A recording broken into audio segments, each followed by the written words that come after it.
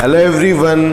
पीछे की क्लास में हमने देखा कि अपने अलग अलग स्टैंडर्ड वेव फॉर्म्स के लिए कैसे RMS value, average value, peak factor, form factor कैसे निकालते हैं। ठीक है, अब उनका यूज़ कहाँ होगा, किस कंसेप्ट में उनका यूज़ आएगा, वो हमने क्यों सीखा, वो एक तो मैंने पावर निकालनी बताई है आपको। ठीक है, उसके लिए कुछ एक क्वेश्चंस है पावर पे आए हुए गेट और प्रीवियस ईयर आईएएस के क्वेश्चंस, जहाँ पे उस कंसेप्ट का मतलब अलग अलग स्टैंडर्ड वेवफॉर्म दे रखी होंगी आपको, वहाँ पे आपको आरएमएस, एवरेज, इनके कंसेप्ट का यूज़ लेके आपको आंसर निकालना पड़ेगा। तो वो कुछ क्वेश्चंस है, एक क्वेश्चन सीरीज़ है, मैं आपके साथ डिस्कस करने वाला हूँ।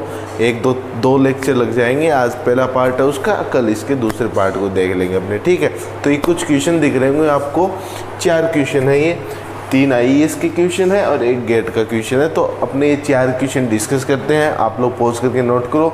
जैसे मैंने आपको आरएमएस और एवरेज निकालने गई, कुछ वेवफॉर्म दी हुई आएगी आपको और वहाँ पे आपसे पावर पूछी हुई होगी। ठीक है, पावर में कैसे निकालते हैं, अगर करंट पता है तो I²R, वोल्टेज पता है तो V²/R। ठीक है, वो रेजिस्टेंस की एक बार मैंने फॉर्मूला आपको रेजिस्टेंस के लिए नॉर्मली बताया। ठीक है, तो अगर मैं यहाँ पे बात करूँ मैं इन 4 क्वेश्चंस की, तो आपको वैसे ही निकाल के आपको ये सॉल्व करने हैं और फिर आप देखो कि आपका जो मैं भी आंसर निकाल रहा हूँ उससे मैच कर रहा है नहीं कर रहा।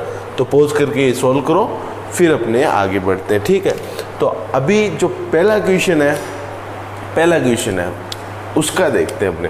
अभी इसमें ये वेवफॉर्म दे रखी है, ये वेवफॉर्म्स स्टैंडर्ड वेवफॉर्म में थी, 2 ट्रायंगुलर में लिखाई थी, तो 7वें नंबर पे ये वेवफॉर्म लिखाई थी मैंने। तो इस वेवफॉर्म से अपने को पूछा कि पावर एब्जॉर्ब क्या आएगी। अपने को बोल रखा है कि यहाँ से करंट IT आ रहा है, वोल्टेज की बात नहीं कर रहा कि करंट IT की वेवफॉर्म भी दे दी। ये 3 ओम का रेजिस्टेंस, अब करंट आ रहा है तो पावर जब मैं निकालूंगा रेजिस्टेंस है डिसिपेट करेगा तो पावर एब्जॉर्ब करेगा। ठीक है, पावर एब्जॉर्ब की बात करूँ तो वो इसमें आएगी I²R। अभी I वेरी कर रहा है तो ये I कौन सा आएगा पावर में, आरएमएस का। अब अपने को इतना पता है कि ये आएगा। ठीक है, अब मेरे को इसमें ये बताना है कि सर इसके आरएमएस वैल्यू क्या होगी। मैंने सिखा रखी है आपको। अब ये है, वहाँ पे मैंने ये K लेके किया था, और इसके आरएमएस वैल्यू कितनी आई थी, इसकी आरएमएस वैल्यू आई थी, अगर मैं IRMS की बात करूँगा तो आएगा K/√3। यहाँ पे कोई टाइम की अपने को ज़रूरत नहीं पड़ेगी। ठीक है, क्योंकि आप सोल्व करोगे, वहाँ पे मैंने एक टाइम पीरियड में लेके अगर आप सोल्व करते हैं तो वो K/√3 आती। तो इसका डायरेक्ट मैंने आपको अगर ये दिया, ऐसा क्वेश्चन दिया आ जाए जहाँ पे सिर्फ ये वेव फॉर्म हो, ये वैल्यू हो, तो आपको ये याद होगा तो आपको टाइम नहीं लगेगा, वरना सोल्व करने बैठोगे तो बहुत टाइम लग जाएगा। जबकि IES का क्वेश्चन तो आपको, इसलिए मैंने वो कुछ स्टैंडर्ड्स वेव फॉर्म लिखाई थी कि IRMS की वैल्यू क्या होगी, K/√3। K कितना है यहाँ पे, 6 है, 6/√3। तो डायरेक्ट पावर बताओ इसकी कितनी आएगी, पावर एब्जॉर्ब आप डायरेक्ट बता सकते हो 6/√3 का होल स्क्वायर इंटू रेजिस्टेंस आपका 3 ओम। रेजिस्टेंस 3 ओम तो यानी 36/3 इंटू में 3 से 3 कैंसिल, मतलब 36 वॉट्स। इसका आंसर आ गया। इजी था ना, ये डायरेक्ट कर सकते थे अगर ये पता हो तो, है ना, स्टैंडर्ड वेवफॉर्म वाला। इसलिए मैंने कहा कि उन स्टैंडर्ड वेवफॉर्म का सबका रिमेंबर रखना आपको। ठीक है, अब ये दूसरा क्वेश्चन है, गेट का क्वेश्चन है। इसमें आपको वोल्टेज गिवन है, करंट नहीं गिवन, वोल्टेज। एक करंट का ले लिया तो एक वोल्टेज का कंसेप्ट भी अपने देख लेते हैं। अब इसके अंदर देखो, इस रेजिस्टेंस में निकालना है तो वोल्टेज है, तो वोल्टेज के लिए क्या बोलूँ मैं, पावर अगर मेरे को एब्जॉर्ब निकालनी है तो क्या आएगी, VRMS का स्क्वायर अपॉन में R, ये आएगी। अब मेरे को VRMS चाहिए। अब देखो मैंने जो सिखाया था, अभी वेवफॉर्म पूरी चल रही है, पीरियोडिक वेवफॉर्म है, तो मैं एक टाइम पीरियड में निकाल लूँ, एक टाइम पीरियड। अभी कितने के बाद रिपीट हो रही है, ये सेम वेवफॉर्म देखो, यहाँ से आ गई, यहाँ से आ गई, यही। अब ये एज इट इज़ रिपीट हो रही है, 4 के बाद में यहाँ पे रिपीट हो रही है। देखो ये देखो रिपीट हो रही है, फिर आगे रिपीट हो रही है, तो मतलब ये इसका टाइम पीरियड है। ये होता है ना टाइम पीरियड, एक टाइम के बाद में रिपीट हो। ठीक है, पीरियोडिक वेवफॉर्म का, तो ये 4 इसका टाइम पीरियड है। अब 4 में भी आप देखोगे कि इसको अपने 2 तरह से तोड़ना पड़ेगा, एक तो यहाँ 0 से 2 में, फिर 2 से 4 में, क्योंकि वेवफॉर्म अलग है। वेवफॉर्म ऐसे नहीं है कि एक ही वेवफॉर्म आ रही है, एक टाइम पीरियड में ये वेवफॉर्म टूट रही है, देखो 0 से 2 में अलग है, 2 से 4 में अलग है। तो इसको कैसे सोल्व करेंगे, इसकी VRMS वैल्यू निकालनी है। तो मैं क्या करूँ, VRMS का फॉर्मूले से चलना पड़ेगा अपने को, इसको डायरेक्ट अपने नहीं निकाल सकते। डायरेक्ट निकाल के देखोगे तो आप देखना, पहले इसका निकालना फिर प्लस इसका करके निकालना, फिर आप अलग, क्योंकि स्टैंडर्ड वेवफॉर्म का देखना आंसर नहीं आएगा, क्योंकि डायरेक्ट नहीं निकाल पाएंगे, क्योंकि कॉम्प्लेक्स वेवफॉर्म आ गई आपकी। इसलिए मैंने VRMS का यहाँ पे कौन फॉर्मूला लेके चलना पड़ेगा। VRMS का फॉर्मूला क्या बताया था मैंने, रूट मीन स्क्वायर है मतलब रूट आएगा, मीन स्क्वायर है मतलब 1 टाइम पीरियड आएगा, 0 से टाइम पीरियड, ठीक है, 0 से टाइम पीरियड, वोल्टेज है तो वोल्टेज VT स्क्वायर DT, ये मैंने फॉर्मूला बताया था आपको, RMS वैल्यू है, ठीक है। अब इसकी RMS वैल्यू निकालनी है मेरे को। अभी ये है 0 से 4 में इंटीग्रेशन अगर मेरे को करना है। बाय द वे मैं एरिया लेके भी कर सकता हूँ इस क्वेश्चन को, बट यहाँ पे स्क्वायर है तो एरिया लेके नहीं कर सकते, एवरेज वैल्यू में कर सकते थे। बट यहाँ पे अगर मैं बात करूँ तो इसकी अगर मैं बात करूँ तो 0 से 4 के अंदर अगर मैं बात कर रहा हूँ तो मैं इसको तोड़ सकता हूँ इंटीग्रेशन को 0 से 2 में, 2 से 4 में। बट 0 से 2 में मेरे को इसकी वो पता होनी चाहिए, इक्वेशन पता होनी चाहिए, और 2 से 4 में मेरे को यहाँ पे एक कांस्टेंट है 10, वो ठीक है मेरे को पता, मतलब t की वैल्यू मैं पहले लूँगा, मैं लूँगा t की वैल्यू कितनी, 0 से 2 मिली सेकेंड की मैं बात करता हूँ, 0 से 2 की बात करता हूँ। तो इसके अंदर अगर मैं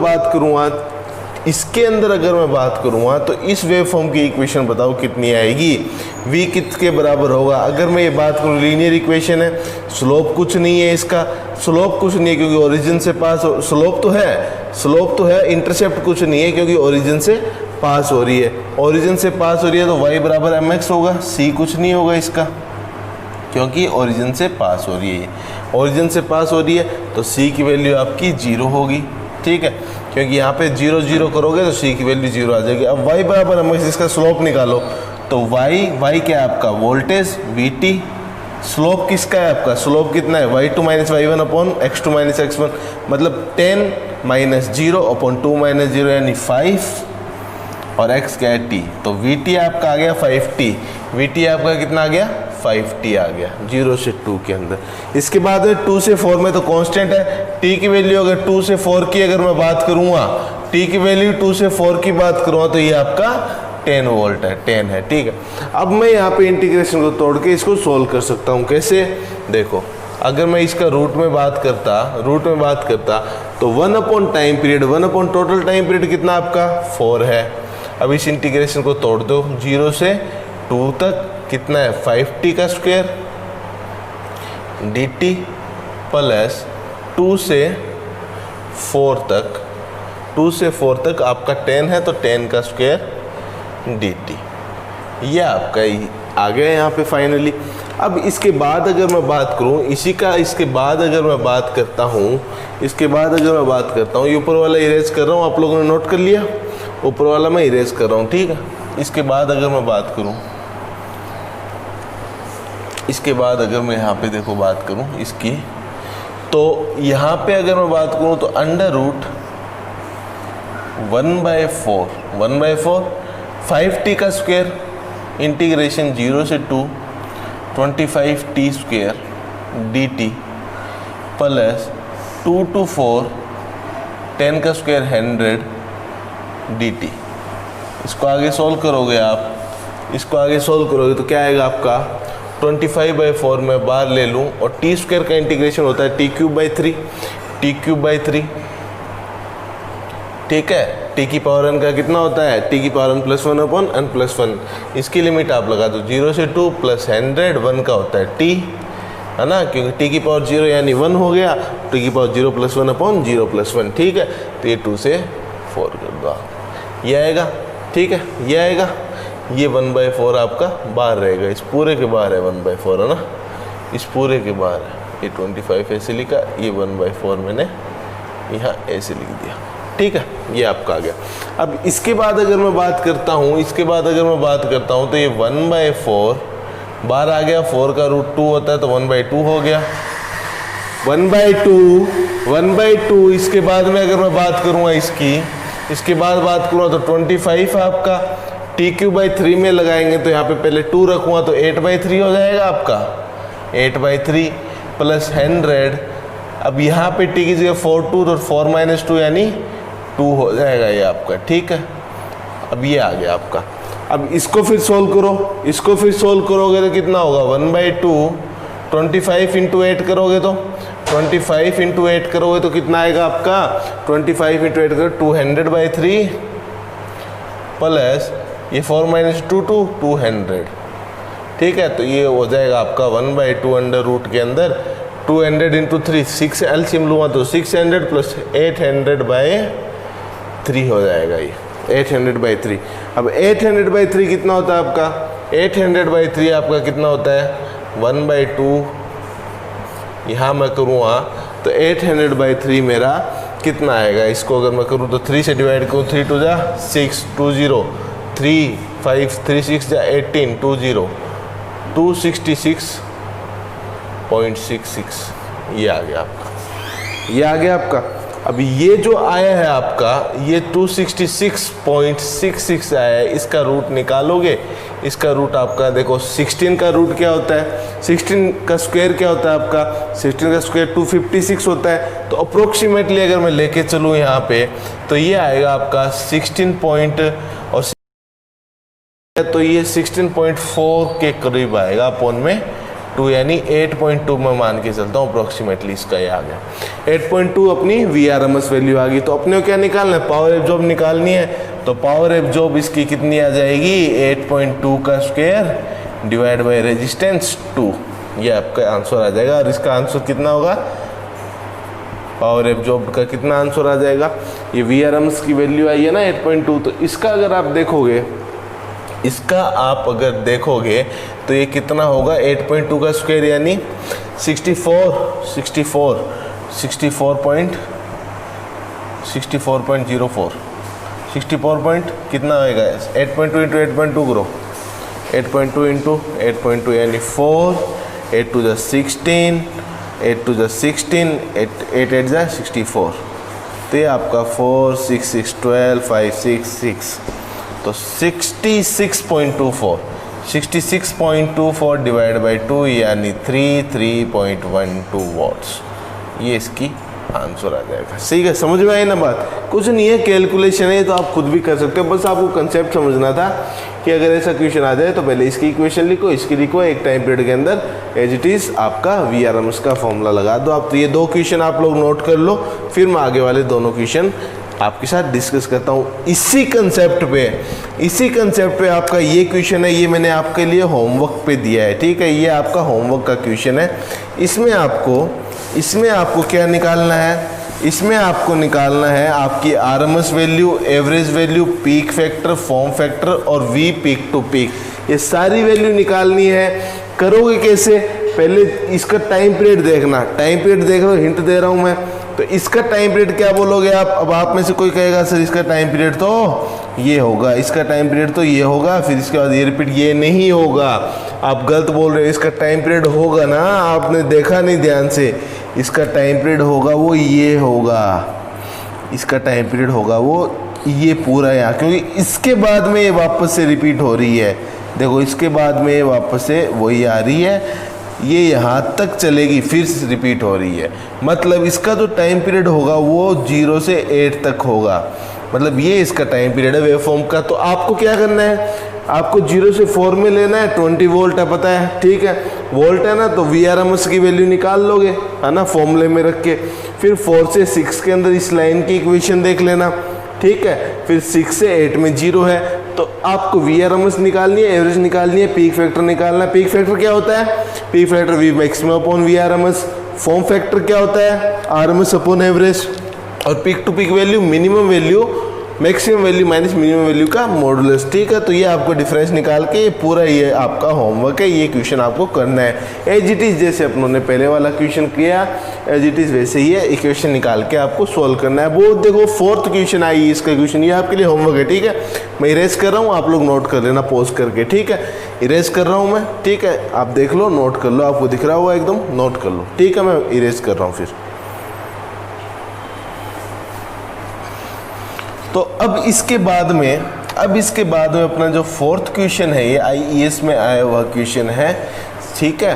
आईएएस में आया क्वेश्चन है। इसमें क्या दिया हुआ है आपको, एक बैटरी चार्जेस दे रखा है, बैटरी चार्जेस दे रखा है, बैटरी चार्जर को अपने वोल्टेज से और एक डीसी वोल्टेज से, और उसके प्रैक्टिकल की अगर बात करें तो उसका एक रेजिस्टेंस भी रहेगा बैटरी चार्जर का, ठीक है, तो वह उससे भी डिनोट कर सकते हैं। बट इसके अंदर अपने से जो पूछा है, इसमें अपने से पूछा है बैटरी, जो एक्सटर्नल बैटरी जो लग रखी है यहाँ पे, वो कितनी पावर एब्जॉर्ब करेगी। तो इस बैटरी का अपने से पूछा है यहाँ पे, ये जो बैटरी लग रखी है ना, इसका इंटरनल रेजिस्टेंस 2 ओम है, तो ऐसे बना लिया मैंने, और इस बैटरी की वैल्यू 12 वोल्ट है, और इसमें करंट जो आ रहा है आई, उसकी वेव फॉर्म अपने को दे रखी है, ठीक है। तो ये दे रखी है, करंट की दे रखी है। अब मेरे को क्या पावर एब्जॉर्ब निकालने, तो क्या बताया मैंने, एज इट इज वही। अब इसमें पावर एब्जॉर्ब इस पूरी बैटरी में होगी, वहाँ पहले वाले क्वेश्चंस में सिर्फ रेजिस्टेंस में हो रही थी, रेजिस्टेंस में हो रही थी तो अपने डायरेक्ट निकाल पा रहे थे आई RMS²/R।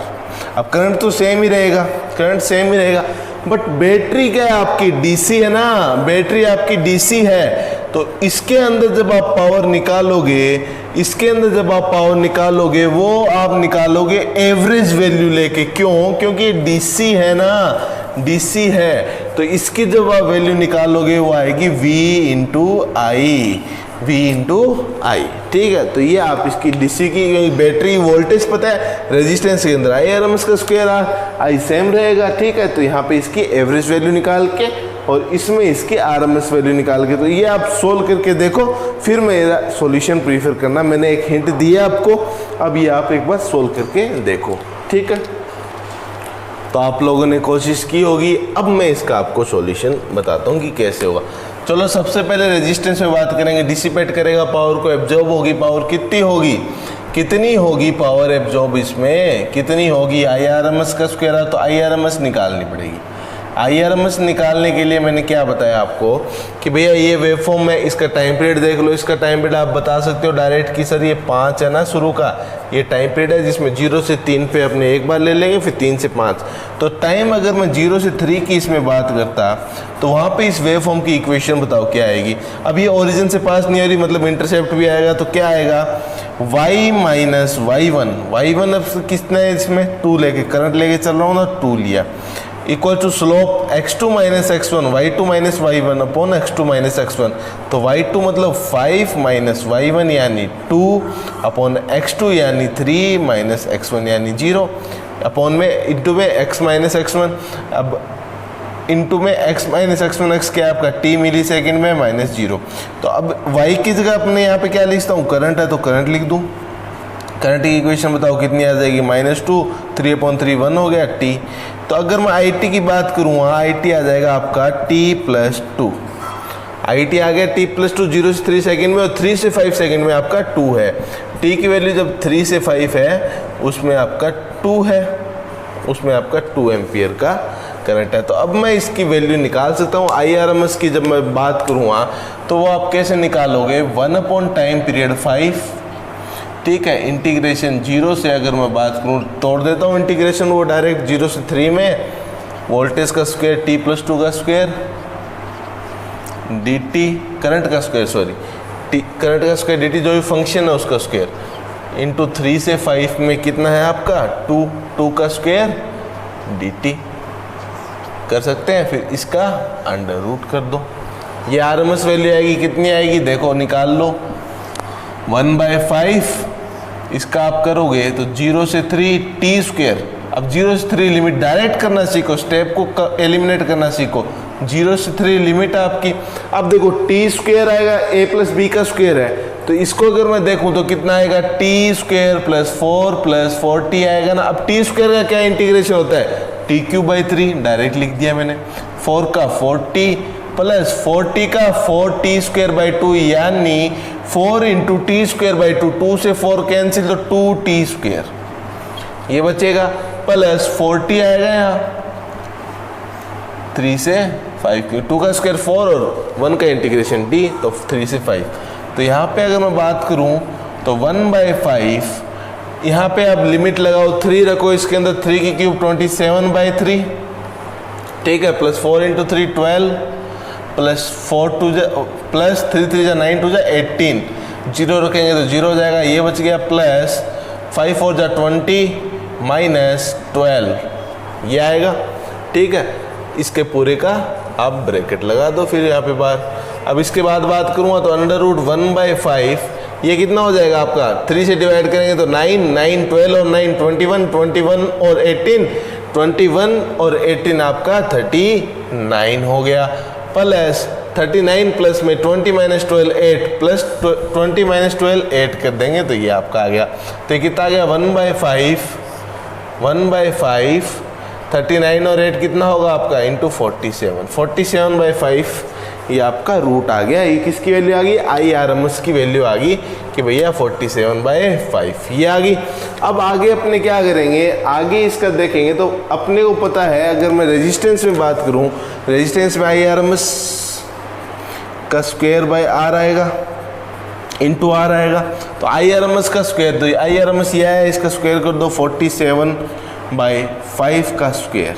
IRMS का स्क्वायर ये रूट है, रूट हट जाएगा यहाँ से स्क्वायर से, इंटू में R2। तो इसकी वैल्यू आप देखोगे वो कितनी आएगी 47/5 इंटू 2, यानी 47 इंटू 2 कितना हो गया आपका 94/5। यानी अब इसको डिवाइड करोगे तो कितना आएगा आपका, डिवाइड करोगे तो P एब्जॉर्ब आप देखोगे रेजिस्टेंस के अंदर वो आपकी आएगी 5 1 जा 5, 4 4 जा 5, 8 जा 8 5 जा 40, फिर 40.8। ये आपका 18.8 वोल्ट्स रेजिस्टेंस में। बैटरी की बात करता तो उसके लिए एवरेज वैल्यू निकालनी पड़ेगी। इसी वेव फॉर्म की एवरेज वैल्यू आप देखे हो तो 1 से 5, इसमें स्क्वायर करने की कोई ज़रूरत नहीं है। 1 से 5, 0 से 3, t + 2 dt प्लस 3 से 5 2 dt, ये आएगी एवरेज वैल्यू। अगर मैं आई एवरेज की बात करूं तो ये आएगी इस इक्वेशन के लिए 1/5। ये सिर्फ आपका मैथमेटिक्स ही रिवाइज हो रही है, बाकी तो कैलकुलेशन है सारी की सारी, आप खुद कर सकते हो आराम से। तो t² plus 2t, t² plus 2t 0 से 3, ठीक है, माइनस प्लस 2t 0 से 5 ये आएगा। अब इसको जब आप सॉल्व करोगे तो कितना आ जाएगा 1/5 अगर इसमें रखूँगा तो 9/2 प्लस 6 हो जाएगा यहाँ पे, प्लस यहाँ देखोगे तो 10 हो जाएगा। ये 3 से 5 है ना, 3 से 5 है तो 10 - 6 यानी 4 बच जाएगा। तो ये कितना आएगा आपका 1/5, 9/2 यानी 4.5 प्लस 6 प्लस 4 10 और 4.5 14.5। तो यानी अगर देखो 5 2 जा 10 और 4 5 5 9 जा 2.9 वोल्ट्स आपकी बैटरी के अंदर पावर आएगी, बैटरी में पावर आएगी। अब अगर मैं बात करूं यहाँ पे ये 2.9 वोल्ट आई है, ठीक है, पावर नहीं आई, करंट की एवरेज वैल्यू आई है, करंट की एवरेज वैल्यू आपकी आई है। अब इस बैटरी में अगर मैं बात करता तो पावर एब्जॉर्ब निकालता, बैटरी चार्जर से जो भी करंट आ रहा है इसके अंदर जा रहा है, पॉजिटिव टर्मिनल के अंदर जा रहा है, ये मतलब पैसिव की तरह काम कर रहा है, एक्टिव की तरह काम नहीं कर रही है बैटरी। तो 2.9 इसका करंट है, इंटू वोल्टेज इसकी 12 है, तो इसको मल्टीप्लाई कर दो तो 12 3 जा 36 होता है ना। तो अप्रोक्सीमेटली इसकी अगर मैं बात करूं 2.9 को 3 लेके चलता 35 पॉइंट कुछ आएगा ना, 35 पॉइंट अप्रोक्सीमेटली से 6 आ गया, ठीक है, 35.6 आ गया। अब ये कितना है 18.8, ये 35.6। तो टोटल पावर एब्जॉर्ब की बात करूँगा तो P टोटल की बात करूँगा तो 18.8 प्लस 35.6 अगर करूँ तो 8 और 6 4, ठीक है, 14 यानी 4, 8 और 5 3, 13 और 1 14, फिर 4 5 54.4 वॉट्स इसका आंसर आ गया। तो कुछ नहीं, सिर्फ कैलकुलेशन है, बस आपको एवरेज और आरएमएस वैल्यू निकालनी आनी चाहिए। कुछ वेवफॉर्म डायरेक्ट स्टैंडर्ड आती है उनकी पता होनी चाहिए। तो ये वैसे कन्वेंशनल का क्वेश्चन था, ये कन्वेंशनल का क्वेश्चन था, तो ये आप नोट करो। अब अपने जो कल की क्लास में अपनों ने जो सीखा था पावर के कंसेप्ट, उनके क्वेश्चंस देखेंगे। वो एक क्वेश्चन आज की क्लास में डिस्कस करते हैं और फर्दर क्वेश्चन अगली क्लास में डिस्कस करेंगे पार्ट 2 में, ठीक है। तो ये मैं इरेज कर रहा हूँ, आप लोग पॉज करके नोट कर लो। मैं इरेज कर रहा हूँ, फिर पॉज करके आप नोट कर लो, ठीक है।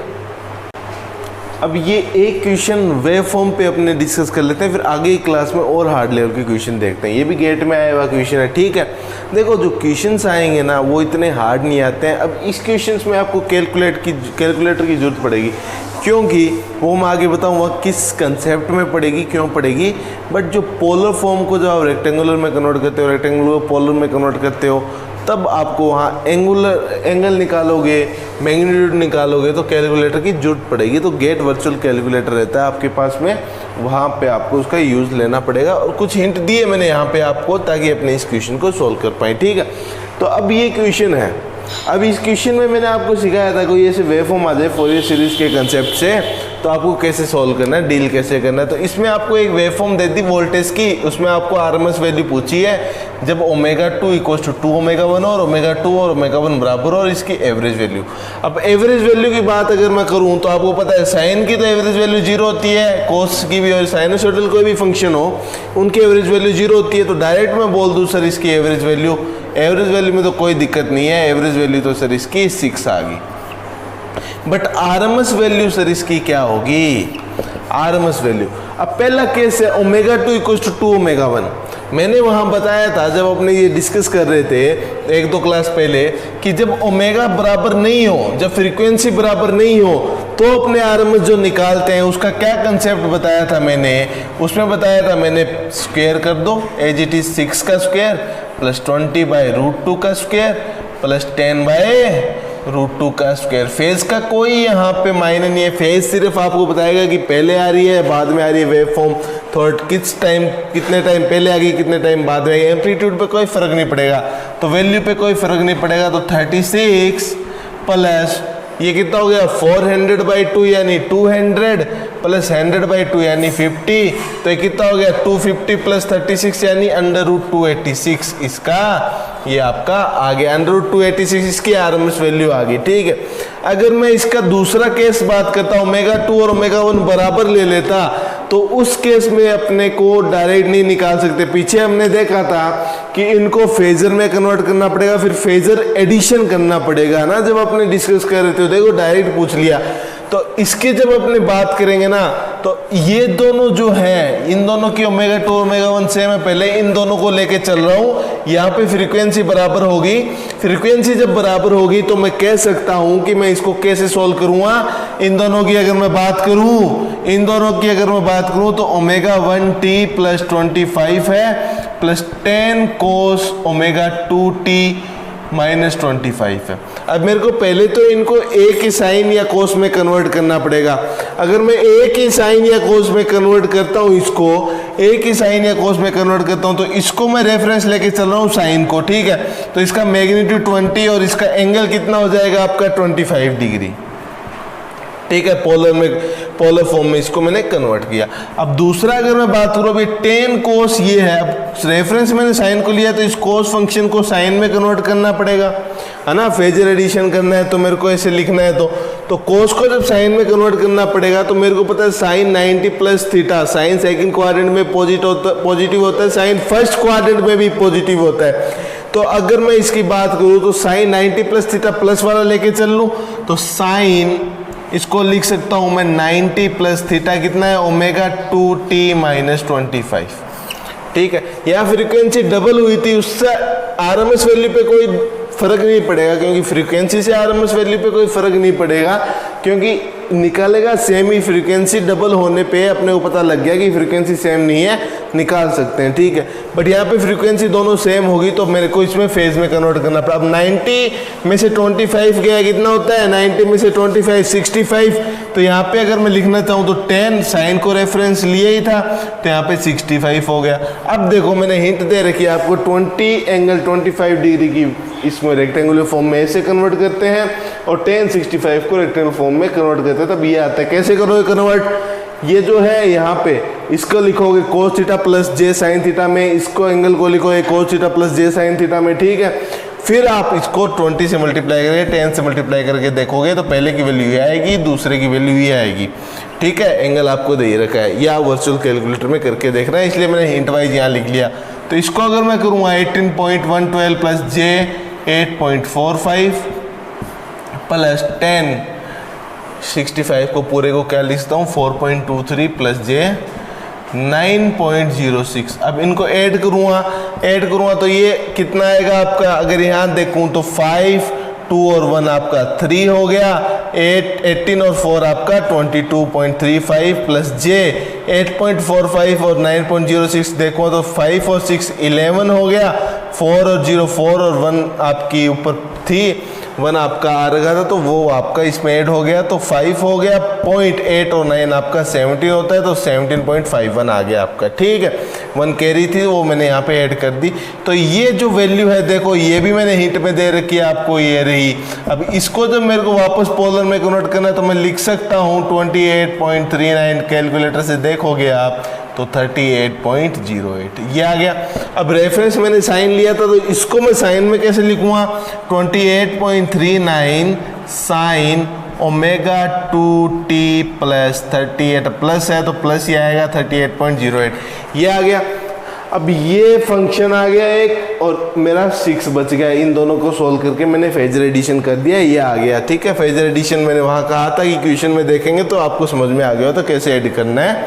ठीक है, तो अगर यहाँ अब मैं बात करूँ, अब मेरी VT क्या बच गई मेरे पास, 6 plus 28.39 sine omega 2t plus 38.08। अब फेज का तो कोई मतलब ही नहीं है, मेरे को तो एम्पलीट्यूड मिल गए दोनों, तो इसकी RMS वैल्यू मैं निकाल सकता हूँ 6 का स्क्वायर प्लस 28.39 बाय √2 का होल स्क्वायर।